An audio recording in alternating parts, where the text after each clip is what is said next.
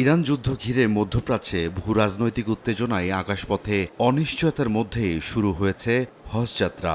৭৮,৫০০ যাত্রীর অর্ধেক বহন করবে বিমান বাংলাদেশ এয়ারলাইন্স।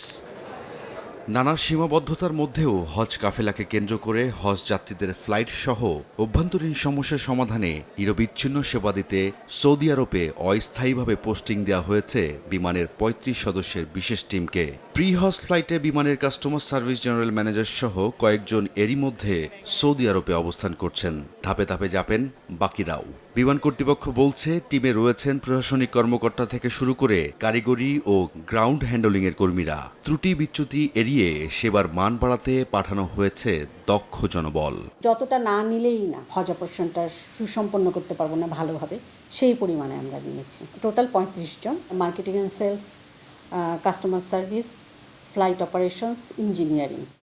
বিমানের প্রশাসনিক চিঠি অনুযায়ী হজ কার্যক্রমের সবচেয়ে বড় বিভাগ কাস্টমার সার্ভিস। ফিরতি ফ্লাইট সহ এ বিভাগে কাজের জন্য অস্থায়ীভাবে মোট ১৪ জনকে হজ পোস্টিং দিয়েছে সংস্থাটি। এ দলে আছেন সংস্থাটির ডিরেক্টর কাস্টমার সার্ভিস ও জেনারেল ম্যানেজার, যার মূল দায়িত্ব অভ্যন্তরীণ ও আন্তর্জাতিক রুটের সার্ভিস মনিটরিং করা।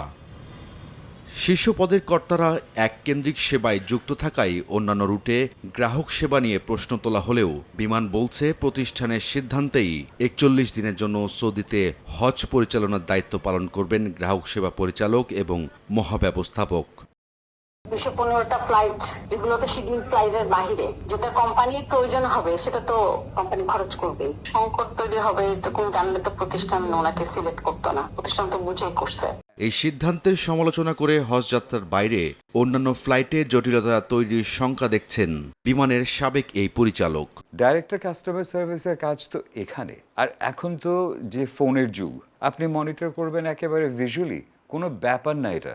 ওইখানে হলো একটা খালি অপারেশন, ওইটা দেখার জন্য ডাইরেক্টর কাস্টমার সার্ভিস ওখানে যাবেন, তাহলে এগুলো কারা করবে? এবার বিমানের ১০৮টি প্রি হজ ফ্লাইটে পাড়ি জমাবেন ৩৯,৬৪৩ জন যাত্রী। রায়দুল ইসলাম শুভ, সময় সংবাদ, ঢাকা।